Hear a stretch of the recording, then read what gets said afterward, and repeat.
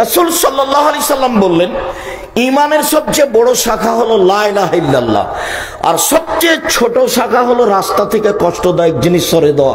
হরতাল চিরদিনের জন্য হারাম, কিয়ামত পর্যন্ত হারাম। একটাই জিনিস আল্লাহ রাসূল শক্তি প্রয়োগ করে করেছেন, সেটা হলো রাস্তা। যেখানে রাস্তা নিয়ে গন্ডগোল হবে সেখানে রাস্তা হবে ডবল। এতে বাড়িঘর থাকবে না থাকবে সে বিবেচনা পরে। রাস্তার সাথে মুহাম্মদ সাল্লাল্লাহু আলাইহি সাল্লাম কোনোদিন আপোষ করেননি। সাহাবীগণ বলছেন আমাদের বসার জায়গা নেই, আমরা রাস্তায় বসে একটু কথা বলতে চাই। না, হবে না, ইয়কুম তরিকা, রাস্তায় বসা থেকে বেঁচে থাকো। বলছেন না, রাস্তায় বসাই লাগবে। যদি বসাই লাগে তাহলে মানুষের চলাচলে অসুবিধা হয় না যেন। এক, দুই, চক্ষু নিচু করে বসে থাকিও, ছেলে মেয়ে কে হেঁটে যাচ্ছে এদিকে তোমার দৃষ্টি দেওয়া যাবে না। তিন, মানুষে যদি পথ বলে চাই তাহলে বলে দিতে হবে। চার, ভালো কাজের আদেশ করতে হবে। পাঁচ, মন্দ কাজের নিষেধ করতে হবে। তাহলে রাস্তার পাশে বসতে পারো। রাস্তার সাথে কোনো আপোষই নেই। তো যাক, সবচেয়ে বড় হলো লা ইলাহা ইল্লাল্লাহ, আর সবচেয়ে ছোট হলো রাস্তা থেকে কষ্টদায়ক জিনিস সরিয়ে দাও। কথা শেষ। কিন্তু আবার একটা আল্লাহ রাসূল বাক্য ঢুকিয়ে বলছেন, ওয়ালা হায়ু শুবাতুল ঈমান, লজ্জাই হচ্ছে ঈমানের শাখা। লজ্জা আছে যার ঈমান আছে তার, লজ্জা নেই যার ঈমান নেই তার। আবার আল্লাহ রাসূল বলছেন, আল হায়া ওয়াল রিয়ু শুবাতান মিনাল ঈমান, লজ্জা এবং কথা কম বলা ঈমানের চিহ্ন। লজ্জা এবং কথা কম বলা ঈমানের চিহ্ন। আবার বলছেন, আল বায়ান ওয়াল বাদাউ মিনান নিফাক, বাকপটুতা, বেশি কথা বলা, বাচালি করা, আর অশ্লীলতা, মুখের ভাষা খারাপ করা, এই দুটা হলো মুনাফিকি লক্ষণ। কথা বলা, বেশি কথা বলা থেকে বেঁচে থাকতে হবে। যখন আল্লাহ রাসূলকে বলা হলো বাঁচার পথ কি, জাহান্নাম থেকে কিভাবে বাঁচবো, তখন আল্লাহ রাসূল তিনটা কথা বললেন। এক, মুখ কন্ট্রোল করো, জান্নাত হবে। দুই, জরুরি প্রয়োজন ছাড়া বাড়ির বাইরে যাবা না, জান্নাত পাবা।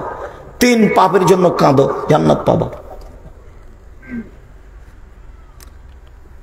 রাসূল সাল্লাল্লাহু আলাইহি সাল্লাম একদিন বলছেন, তোমাদের কি হবে, যুগের কি হবে, তোমাদের কি হবে, যুগের কি হবে।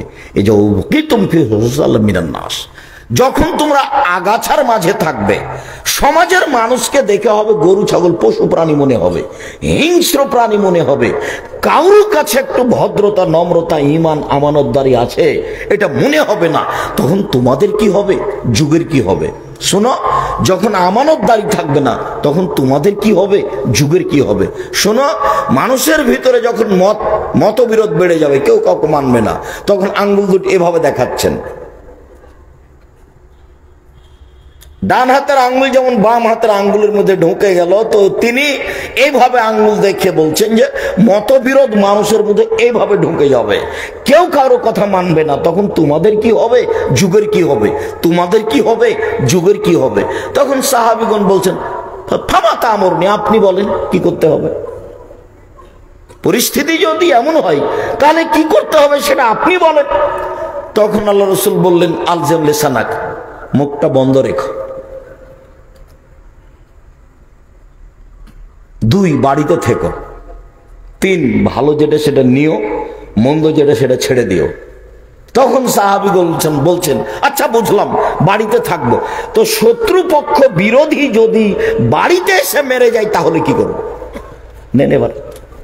তখন তো তারা বুঝতেন পরিস্থিতি। সমাজের অবস্থা যদি এমন হয়ে যায় যে আমি বাড়িতে আছি কিন্তু ও আমার বাড়িতে এসে মেরে গেল, তখন আমি কি করব। তখন আল্লাহ রাসূল বলছেন, তখন আদমের দুই ছেলের ভালোটার মতো হয়েও। আদমের দুই ছেলের এক ছেলে কাবিল বলল, এ হাবিল, তোকে আমি হত্যা করব। তখন হাবিল বলছে, তুমি আমাকে মারো মারো, তোমাকে আমি মারবো না। শেষ পর্যন্ত আল্লাহ রাসূল কি বললেন যে আদমের দুই ছেলের ভালোটার মতো হয়েও। আদমের দুই ছেলে, একটার নাম হাবিল আর একটার নাম কাবিল। কাবিল বলল যে হাবিল তোকে মারবো। তখন হাবিল বলল না যে আমিও তোকে মারবো, এ কথা বললো না। হাবিল বলল যে তুমি আমাকে মারো মারো, আমি তোমাকে মারবো না। কেউ যদি ঘরে এসে মেরে যায় তবু প্রতিবাদ করতে পাবেন না, পরিস্থিতি এত জটিল হবে, প্রতিবাদ করলে আপনিও খারাপ। তাই তো রাসূল সাল্লাল্লাহু আলাইহি ওয়াসাল্লাম বলছেন, পৃথিবীর মানুষ তোমরা দুইটা জিম্মেদারি নাও, বাকিটুকু বিচারের মাঠে আমি দেখব। তোমরা দুইটা জিনিসের জিম্মেদারি নাও, বিচারের মাঠে কি করা লাগবে সেটা আমি দেখব। অনেক সময় তিনি জিম্মেদারি নিয়েছেন, অনেক সময় নেননি। 1 মিনিট আপনাকে আমি জিম্মেদারি নেওয়াটা দেখাই, তারপরে জিম্মেদারি নেননি এটা 1 মিনিট দেখাবো। তিনি বলছেন,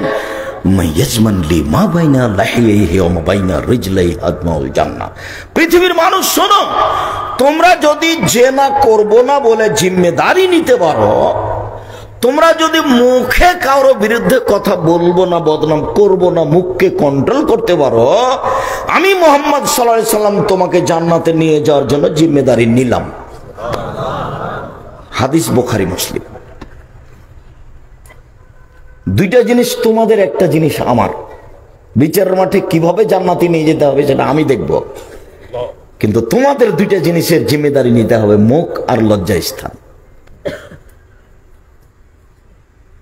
অনেক সময় শক্ত জিম্মেদারি নিয়েছেন, বলছেন চাচাকে, চাচা আবু তালেব আপনি একটু খালি বলেন না লা ইলাহা ইল্লাল্লাহ, বিচারের মাঠে কি করা লাগে সেটা করব, কেমন ঝগড়া করা লাগে সেটা আমি করব। বুখারী মুসলিমের হাদিস। কিন্তু চাচা বলছেন, বেটা মরার কালে কি আর এত বড় বদনাম নেওয়া যাবে না, আমি আর লা ইলাহা ইল্লাল্লাহ বলতে পারলাম না।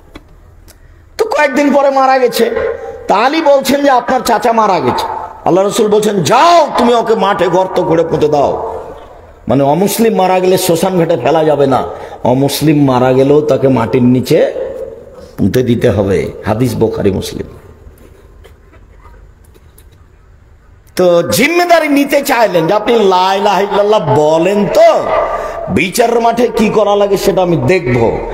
এবার একটু দেখেন উনি জিম্মেদারি নিলেন না, বুঝতে পারলেন পাপ ক্ষমা হয়ে গেছে, তবুও না।